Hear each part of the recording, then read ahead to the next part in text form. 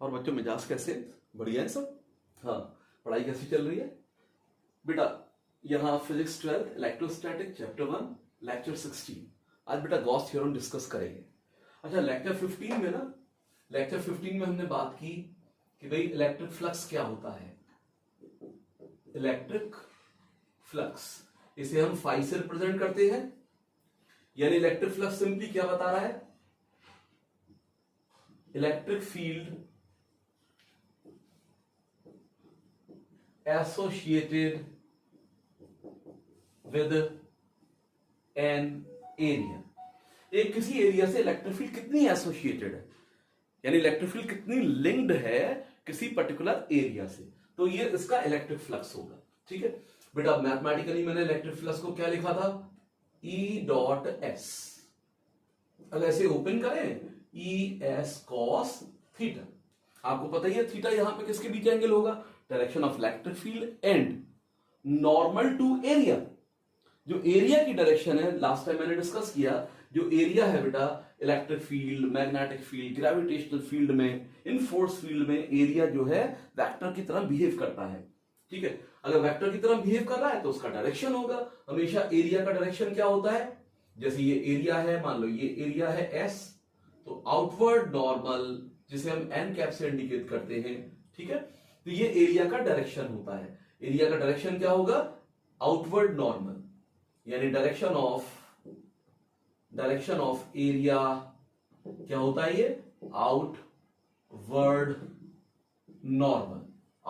Normal. ठीक है, अब जैसे मैं यहां पे मान लो ये मैग्नीट्यूड एरिया का एस है, अगर मैं इसे वेक्टर फॉर्म में लिखना चाहता हूं तो magnitude and its direction by indicated by unit vector N cap. Direction क्या है एरिया की? आउटवर्ड नॉर्मल, जिसे मैं इंडिकेट कर रहा हूं by unit vector N cap. तो ऐसे लिख सकता हूं। अगर मान लो बहुत छोटे सेक्शन का एरिया में, बहुत छोटे सेक्शन यानी ये इस सेक्शन की बात कर रहे हैं, ds area is equal to ds की वैल्यू, एरिया की वैल्यू एंड n कैप, ऐसे लिख सकते हैं। ठीक है, मैंने बेटा एरिया के साथ लास्ट लेक्चर पर सॉलिड एंगल को भी इंडिकेट किया। सॉलिड एंगल तो मैंने बताया जैसे ये कोन है, ठीक है, ये जैसे आइसक्रीम है, बहुत बड़ी आइसक्रीम, बड़ी सी हो गई आइसक्रीम। ठीक है बेटा, यहां पे जो कोन में जो एंगल बनता है इसी को हम क्या बोलते हैं? सॉलिड एंगल बोलते हैं। क्या कहलाएगा? ये सॉलिड एंगल कहलाएगा। ठीक है, जैसे मैंने क्या किया, ये स्फीयर ले लिया, गोला, ये स्फीयर ले लिया। ठीक है, अब स्फीयर पर कुछ एरिया मैंने एज्यूम कर लिया, ये एरिया ले लिया। ठीक है, मान लो ये एरिया है ds के बराबर, तो बेटा यहां से मैं इसको ज्वाइन कर देता हूं, ये सेंटर हो गया स्फीयर का। तो यहां जो एंगल बन रहा है it is solid angle D omega. ये छोटा एरिया है ds, तो छोटा एंगल डी ओमेगा, छोटा सॉलिड एंगल सेंटर पर इंड्यूस करेगा। तो D omega I can write D omega is equal to ds upon are square, ऐसे लिख सकता हूं। ठीक है बेटा, अगर मैं यहां पे पूरा, अगर मैं बात करूं कि पूरा स्फीयर का surface, whole surface of the sphere induces what angle at the center. Center पे कितना एंगल इंड्यूस करेगा ये हम आसानी से निकाल सकते हैं। यानी मैं क्या पूछ रहा हूं कि भाई ये पूरा एंगल कितना इंड्यूस होगा, तो मैं इंटीग्रेशन कर लेता हूं इसका, डी ओमेगा का इंटीग्रेशन, ds का इंटीग्रेशन अपॉन आर स्क्वायर। तो बेटा डी ओमेगा का इंटीग्रेशन करें तो ओमेगा आ जाएगा 1 अपॉन आर स्क्वायर, ds का इंटीग्रेशन। ds का इंटीग्रेशन करेंगे तो पूरा, यानी ds का इंटीग्रेशन पूरा होल सरफेस एरिया आ जाएगा, और whole surface area of sphere is 4 pi R square. तो 1 upon are square into 4 pi R square. R square ये चला गया, इट इज 4 पाई स्टेरेडियन। बेटा यूनिट क्या होता है इसका? ऐसा यूनिट सॉलिड एंगल का स्टेरेडियन। तो ओमेगा 4 पाई स्टेरेडियन हो गया। जब मैं गॉस थ्योरम को, जो अभी हम स्टडी करने वाले हैं लेक्चर 16 के अंदर, ठीक है, तो उसके लिए हम जब डेरिवेशन करेंगे तो इस समय पर्टिकुलर कंसेप्ट की जरूरत पड़ जाएगी। ठीक है, अगर मैं जनरल फॉर्मूला लिख देता हूं डी ओमेगा का, लिखा भी था मैंने, तो ds cos theta over are square. तो चलिए बेटा बात करते हैं गॉस थ्योरम की कि भाई गॉस थ्योरम क्या है। तो ये जान लीजिए गॉस थ्योरम जो होती है, गॉस थ्योरम रिलेट करती है कि भाई कोई क्लोज सरफेस है, अगर उसमें मैं कोई चार्ज प्लेस कर दूं या ग्रुप ऑफ चार्ज प्लेस कर दूं in a close surface of any shape, तो आप जानते ही हो कोई भी चार्ज जो है, ठीक है, अपनी इलेक्ट्रिक फील्ड लाइंस इमिट करेगा। जैसे पॉजिटिव चार्ज है, पॉजिटिव चार्ज क्या करेगा, अपनी फील्ड लाइन इमिट करेगा, और नेगेटिव चार्ज क्या करेगा, टुवर्ड्स फील्ड लाइन को लेकर आएगा। तो इसका मतलब जैसे ही क्लोज सरफेस में कोई चार्ज रखा जाएगा, मतलब पॉजिटिव चार्ज रखा गया, तो उसकी फील्ड लाइंस उस क्लोज सरफेस से बाहर निकलेंगी, यानी एसोसिएट हो जाएंगी, तो एक वहां पर फ्लक्स पैदा हो जाएगा। बस गॉस थ्योरम हमें यही बता रही है, जो फ्लक्स पैदा हो रहा है और आपने कितना चार्ज रखा, आपस में रिलेशन क्या है, तो ये गॉस थ्योरम हमें बताएगा। तो देखते हैं बेटा गॉस थ्योरम को।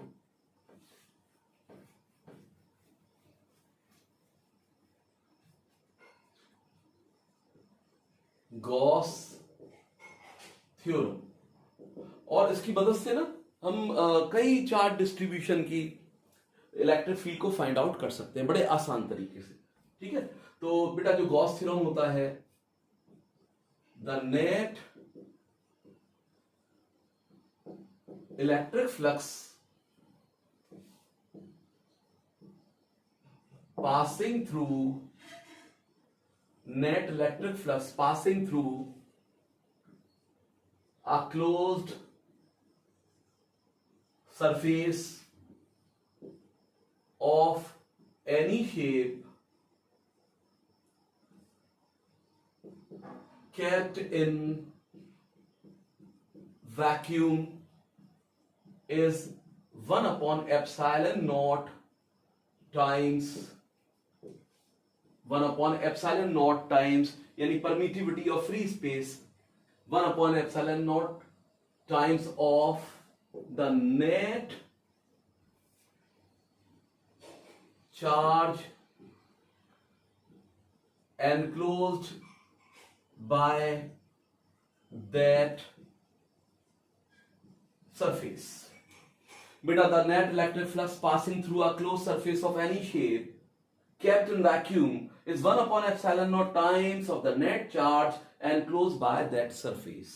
मतलब जैसे बेटा मैं यहां पर ये क्लोज सरफेस ले लेता हूं, किसी भी शेप का ले सकते हैं, है ना, और यहां पे कुछ चार्ज प्लेस कर दूं, अगर मैं यहां पे चार्ज रखा हूं Q1, एक चार्ज Q1 रख दिया, एक Q2 चार्ज ये रख दिया, जरूरी नहीं है कि मैं ग्रुप ऑफ चार्ज रखूं, एक सिंगल चार्ज भी रख सकता हूं मैं, बाद में मैं सिंगल चार्ज ले लूंगा, क्योंकि अभी मैं नेट चार्ज की बात कर रहा हूं, इसलिए मैंने कुछ चार्जेस को यहां पर प्लेस कर दिया। ठीक है, एक और मान लीजिए Q3। अब बेटा ये सभी चार्जेस जो है अपनी फील्ड लाइंस को बाहर इमिट करेंगे, सभी पॉजिटिव चार्ज है, फील्ड लाइंस जो है बाहर की तरफ निकलेंगी, फील्ड लाइंस कुछ बनाए दे रहा हूं मैं, ये फील्ड लाइंस बाहर निकलेंगी, ये फील्ड लाइंस बाहर निकलेंगी। ठीक है, इसका मतलब ये जो क्लोज सरफेस है, this is a close surface, closed surface, इस पर एक इलेक्ट्रिक फ्लक्स पैदा हो जाएगा। तो गॉस साहब ने यही किया कि भाई जो इलेक्ट्रिक फ्लक्स पैदा हो रहा है या पास हो रहा है इस क्लोज सरफेस से, इन चार्जेस से नेट चार्ज से कैसे रिलेटेड होगा।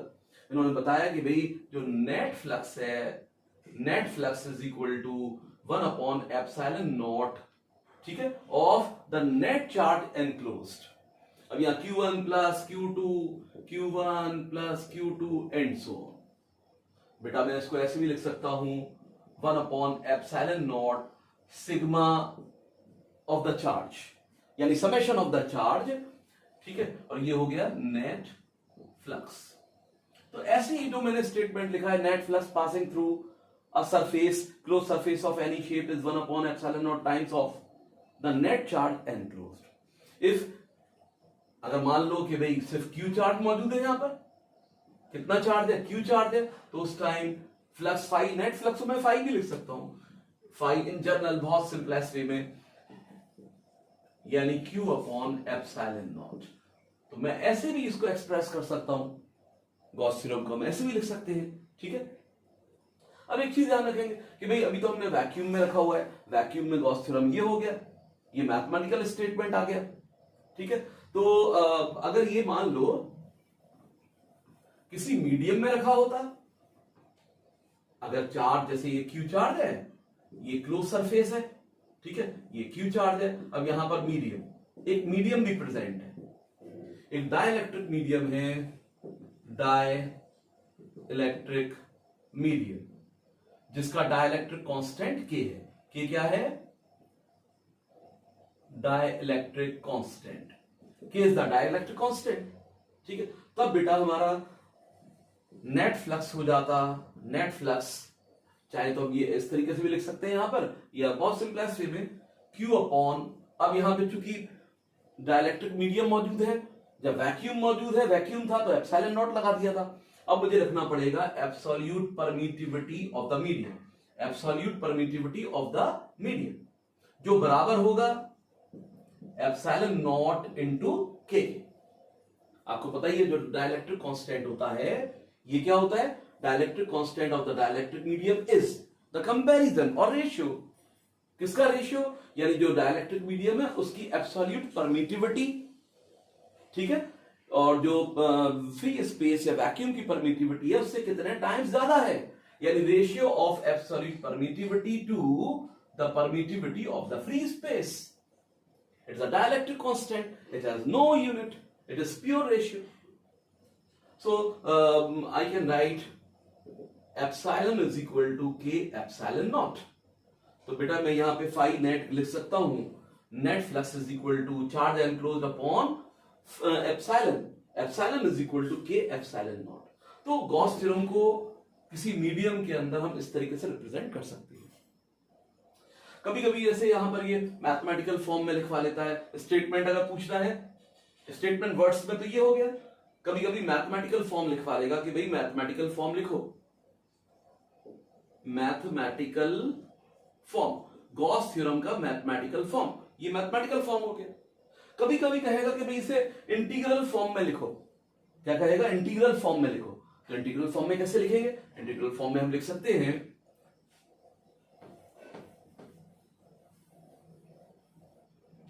बेटा इंटीग्रल फॉर्म में, यानी साइन ऑफ इंटीग्रेशन हमें यूज करना है। ठीक है, तो नेट फ्लक्स, बस नेट फ्लक्स को ही हम इंडिकेट करेंगे।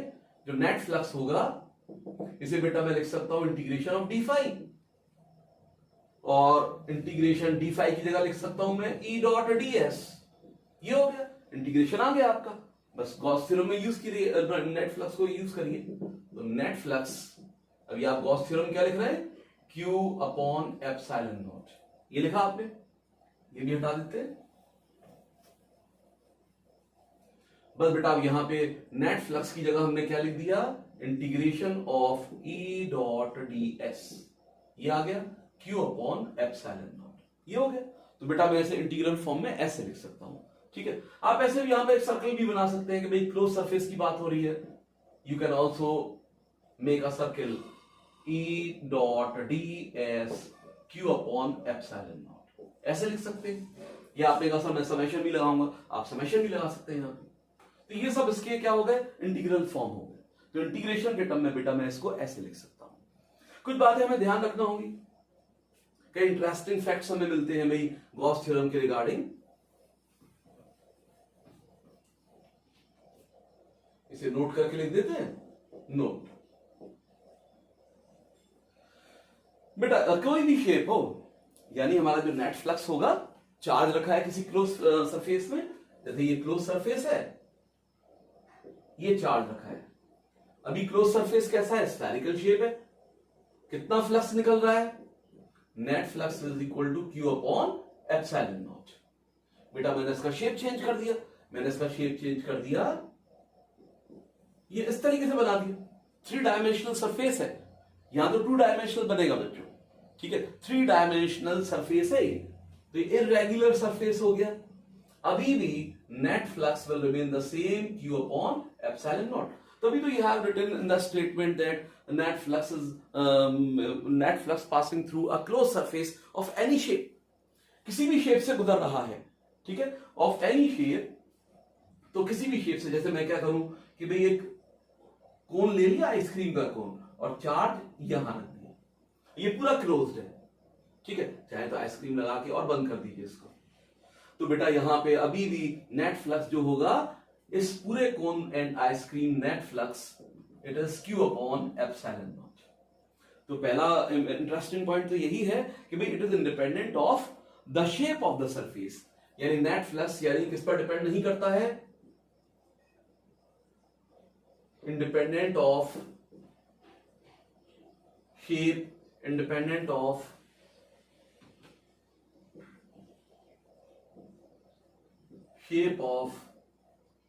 सरफेस, सरफेस की शेप पर डिपेंड नहीं करेगा।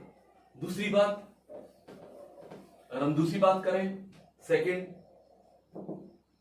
अगर मैं जैसे मेरे पास ये क्लोज सरफेस है बेटा, फ्लक्स कितना निकल रहा है, अगर यहां चार्ज Q है, ए पोजीशन पर Q charge is placed, net flux Q upon epsilon not, net flux ये है Q अपॉन एप्सिलॉन नॉट, ये फ्लक्स निकल रहा है। ठीक है, तो बेटा यहां पे अगर मैं इसकी पोजीशन चेंज कर दूं, यहां से इसको इधर शिफ्ट कर दूं, लेकिन विद इन द सरफेस, ये नहीं कि आधा सरफेस में आधा बाउंड्री में, नो, बाउंड्री पे आधा नहीं, पूरा अंदर चाहिए बिल्कुल इसके अंदर, इसे बी पॉइंट पर शिफ्ट कर दिया Q चार्ज को। तो अगर मैं पोजीशन चेंज करता हूं within close surface, charge की पोजीशन चेंज कर दी जाए, flux will remain the same. तो net flux is independent of the position of charge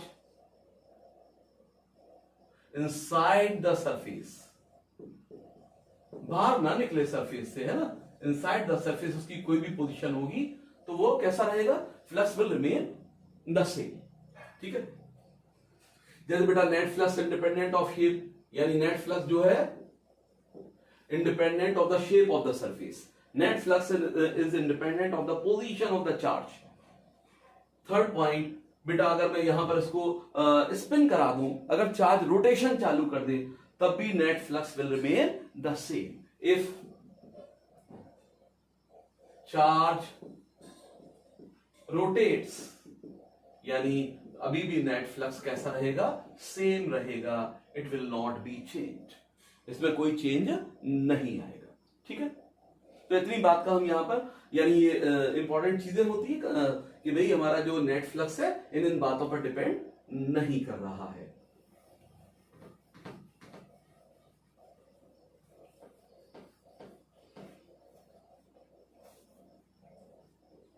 अब बेटा हम इसको प्रूफ करते हैं।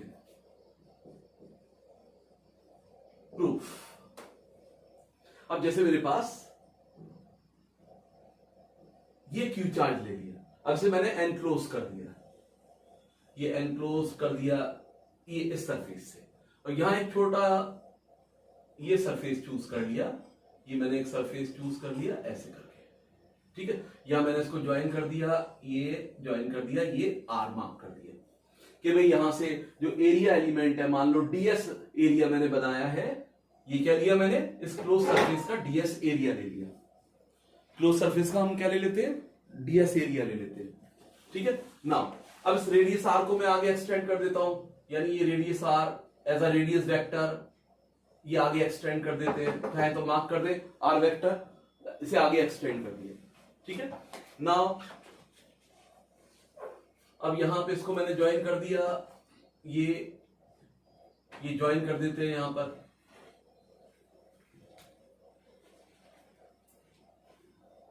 अब मैं इसको ज्वाइन कर देता हूं, ये एक सॉलिड एंगल मार्क कर लेता हूं, let this solid angle be d omega, ये सॉलिड एंगल हो गया डी ओमेगा के बराबर।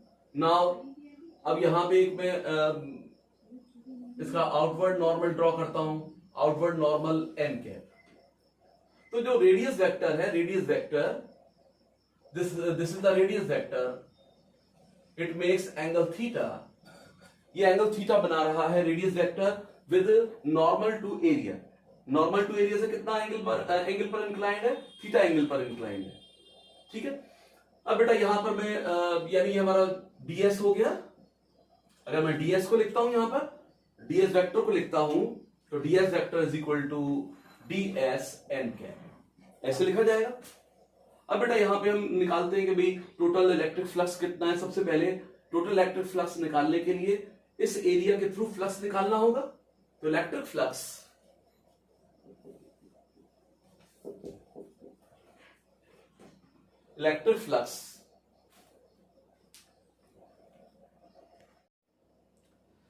चलिए बेटा अब इसको प्रूफ करते हैं, गॉस थ्योरम को प्रूफ। मान लीजिए Q चार्ज है और ये हमने बना दिया एक एक सरफेस ले लिया, क्लोज सरफेस बना दिया, ठीक है ना बेटा।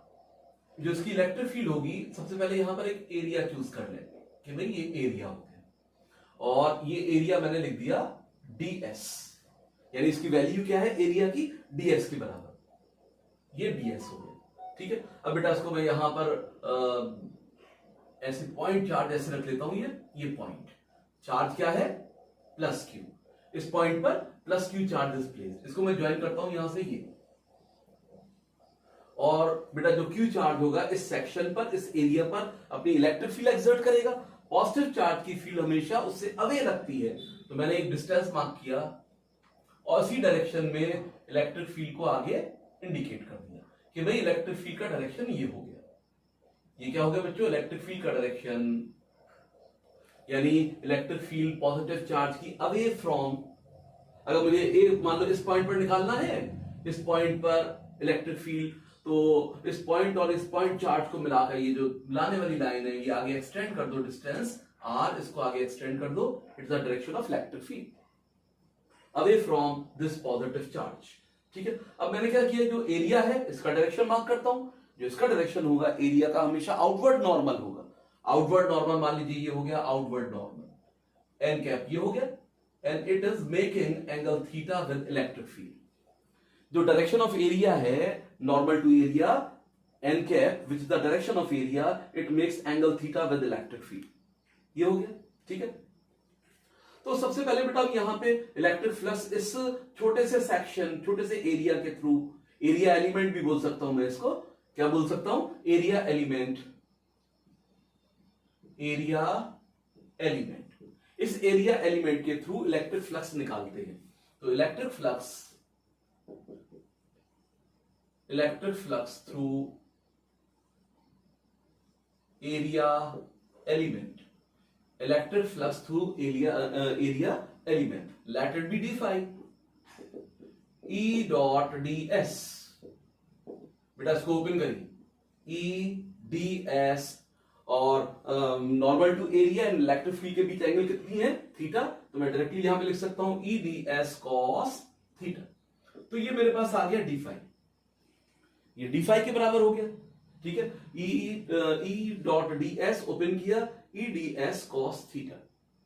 अब बेटा यहां पे E की वैल्यू प्लेस करते हैं कि भाई जैसे जो इस चार्ज की इलेक्ट्रिक फील्ड होगी, चाहे तो इस पॉइंट को मार्क कर दीजिए P पॉइंट, ठीक है। P पॉइंट पर हम इलेक्ट्रिक फील्ड निकालते हैं इस चार्ज की, तो इलेक्ट्रिक फील्ड की वैल्यू क्या हो जाएगी, 1/4 pi epsilon not into Q over R square ds cos theta.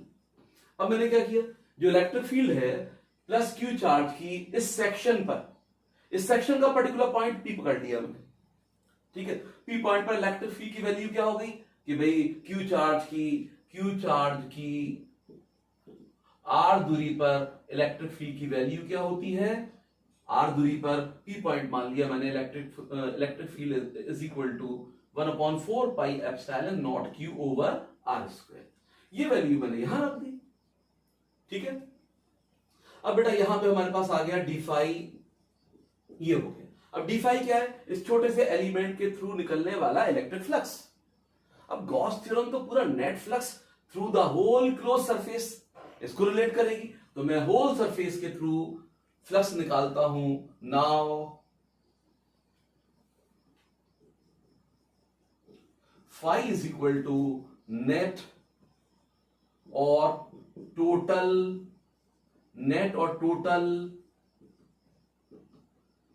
Electric flux, total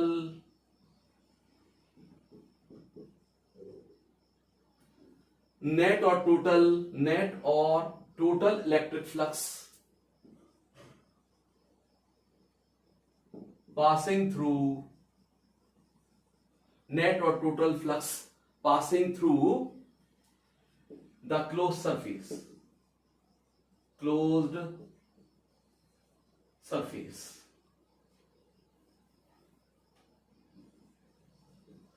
passing through the closed surface, इस क्लोज सरफेस से निकलने वाला नेट फ्लक्स। तो बेटा मुझे क्या करना पड़ेगा, नेट फ्लक्स निकालने के लिए डी फाई का इंटीग्रेशन। डी फाई की वैल्यू ये रही, डी फाई की वैल्यू को यहां रख दीजिए, डी फाई की वैल्यू प्लेस करते हैं 1/4 pi epsilon naught q upon are square d s cos theta. ठीक है, अब इंटीग्रेशन, साइन ऑफ इंटीग्रेशन लगा दीजिए, साइन ऑफ इंटीग्रेशन ये लगा दिया। अब बेटा मैं क्या करता हूं कि Q and 4 pi epsilon not, ये तो कांस्टेंट हो गया, इनको बाहर कर देता हूं, d s cos theta upon are square, इनको एक साथ ले लेता हूं। भाई आर भी यहां पर वेरिएबल हो जाएगा, हर सेक्शन के लिए अलग अलग होता चला जाएगा आर, क्योंकि इरेगुलर शेप का है हमारा सरफेस, एनी शेप है। ठीक है, and d s upon are square, s भी यहां पर वेरिएबल होगा। अब d s cos theta upon are square is what, d s cos theta upon are square क्या है, किसके बराबर है बेटा, हमने लिखा ही था d omega is equal to d s cos theta over are square. तो इसका मतलब अब जो नेट फ्लक्स हो गया यानी Q upon 4 pi epsilon naught, तो d s cos theta upon are square की जगह मैं क्या लिख सकता हूं, डी ओमेगा, डी ओमेगा लिख सकते हैं। ठीक है, कि भाई यहां पर जो एंगल इंड्यूस हो रहा है ये छोटा सा एंगल क्या है, डी ओमेगा। अब डी ओमेगा का इंटीग्रेशन, डी ओमेगा का इंटीग्रेशन इसका मतलब इस सेंटर या जहां पर चार्ज रखा है इस पर पूरा सॉलिड एंगल कितना बना, पूरा सॉलिड एंगल कितना बना, डी ओमेगा का इंटीग्रेशन मतलब सेंटर पर पूरा कितना एंगल इंड्यूस हो रहा है, या सेंटर या वो पॉइंट, क्योंकि रेगुलर शेप है तो इस पॉइंट पर पूरा whole surface, whole close surface इस पॉइंट पर कितना सॉलिड एंगल इंड्यूस करता है। तो बेटा कितना सॉलिड एंगल इंड्यूस करेगा, कोई भी क्लोज सरफेस, ठीक है, सेंटर या किसी पॉइंट पर कोई भी क्लोज सरफेस कितना एंगल इंड्यूस करता है, 4 पाई स्टेरेडियन।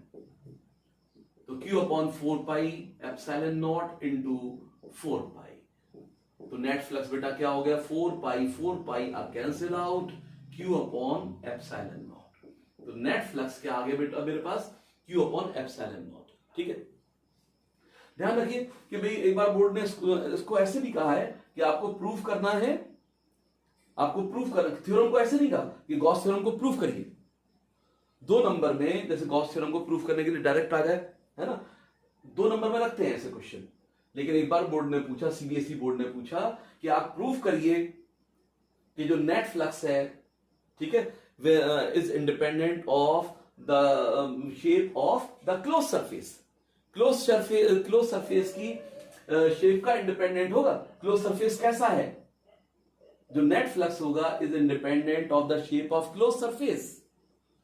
तो बेटा ये हमें बताना पड़ेगा, इस तरीके से हमें करना पड़ेगा कि किसी भी शेप का अगर क्लोज सरफेस होगा तो सेंटर पर एंगल, जो सॉलिड एंगल इंड्यूस होगा उसकी वैल्यू 4 पाई स्टेरेडियन के बराबर ही होगी।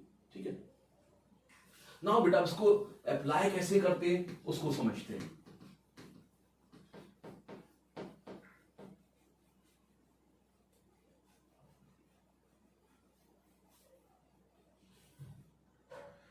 अब देखो, जैसे जो मैंने क्लोज सरफेस यहां पर लिया है इसको हम बोल सकते हैं गॉसियन सरफेस। ठीक है, क्या कह सकते हैं, गॉसियन सरफेस कह सकते हैं। खास तौर से जब मैं, जैसे मेरे पास कोई चार्ट है, हेडिंग डाल ले गॉसियन सरफेस। अब जब हम गॉस थ्योरम को यूज करेंगे, गॉस थ्योरम का एप्लीकेशन कहां होगा, गॉस थ्योरम को किस पर्पज से यूज करेंगे बताइए। गॉस थ्योरम का पर्पस होगा, एम होगा किसी चार्ज डिस्ट्रीब्यूशन की इलेक्ट्रिक फील्ड को फाइंड आउट करना। ठीक है, तो हम क्या करते हैं कि जब गॉस थ्योरम अप्लाई करते हैं एक इमेजिनरी क्लोज सरफेस तैयार करते हैं, उसी का नाम क्या है, यानी गॉसियन सरफेस। तो ये इमेजिनरी सरफेस है, इमेजिनरी सरफेस। भाई इस इमेजिनरी सरफेस का काम क्या है, इमेजिनरी सरफेस का काम क्या है, इलेक्ट्रिक फील्ड को फाइंड आउट करना, किसी चार्ज डिस्ट्रीब्यूशन की इलेक्ट्रिक फील्ड को निकालना, किसी चार्ज की इलेक्ट्रिक फील्ड को फाइंड आउट करना, ये गॉस थ्योरम का काम है। ठीक है, तो गॉस थ्योरम में सबसे पहला जान लीजिए कि जिस पॉइंट पर मैं इलेक्ट्रिक फील्ड निकालनी होती है उस पॉइंट के थ्रू पास होता हुआ एक गॉसियन सरफेस बनाते हैं, और ये गॉसियन सरफेस गिवन चार्ज या गिवन चार्ज डिस्ट्रीब्यूशन के सिमेट्रिक होता है। तो सबसे पहली पॉइंट यही ध्यान रखिएगा, एक गॉसियन सरफेस जो होगा ये सिमेट्रिक होगा, सिमेट्रिक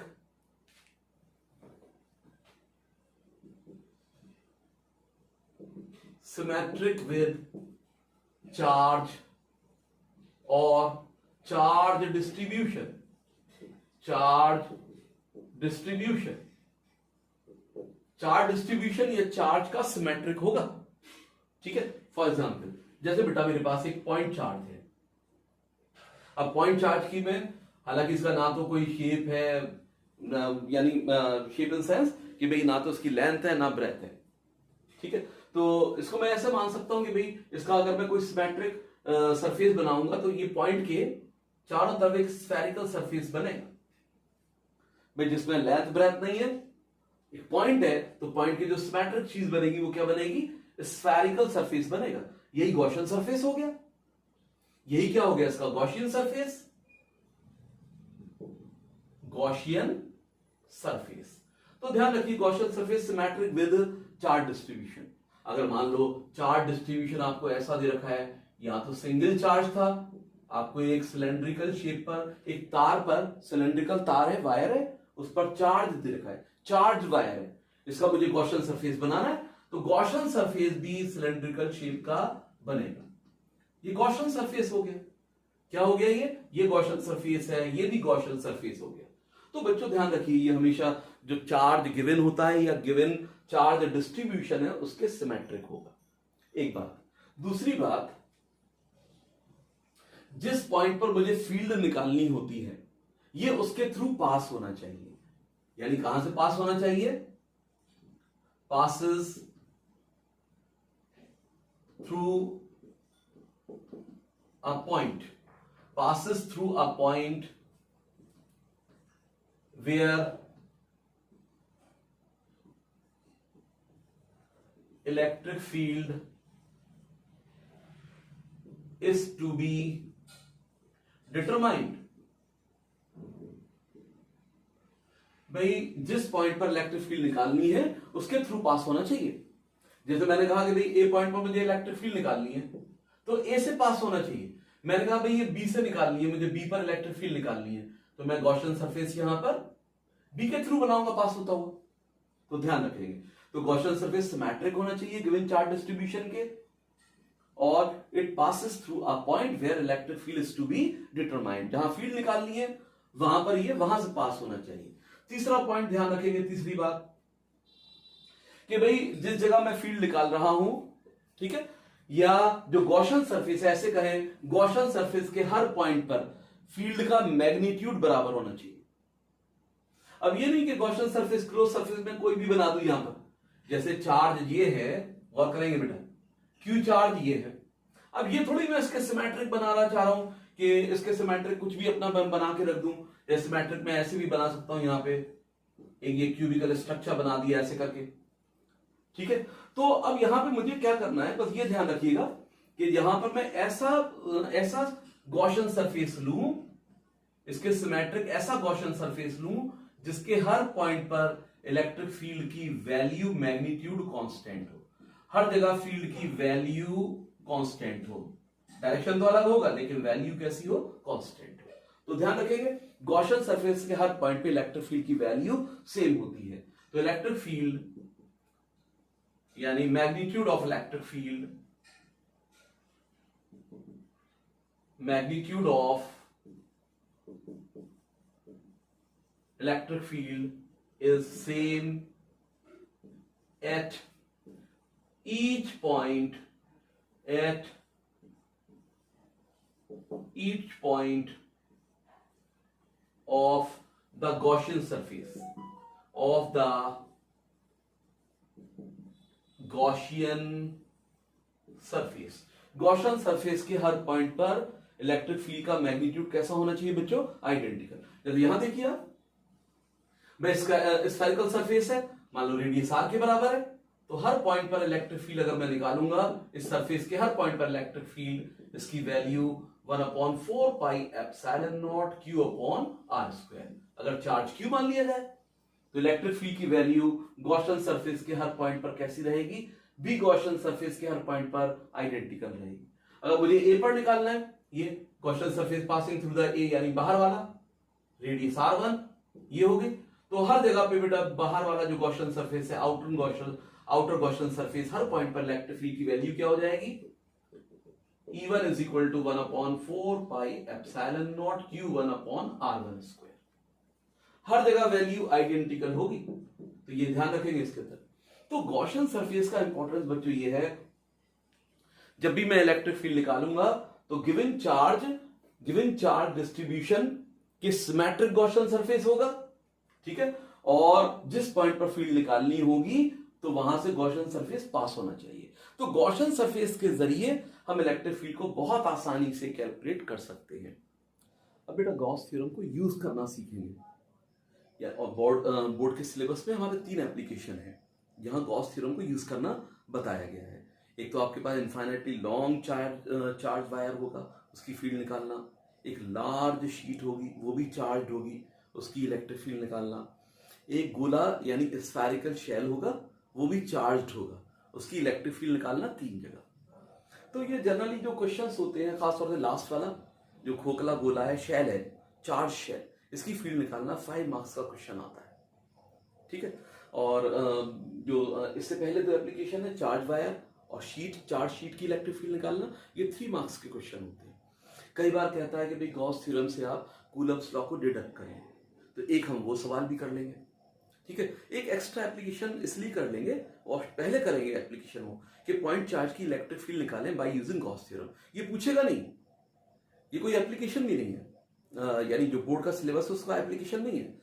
ये मैं आपको इसलिए करा दूंगा, सबसे पहले इसी को कराऊंगा कि हम गॉस थ्योरम को यूज करना कैसे सीखेंगे, कैसे यूज करते हैं उसे। तो बेटा ये नेक्स्ट लेक्चर में होगा, ठीक है।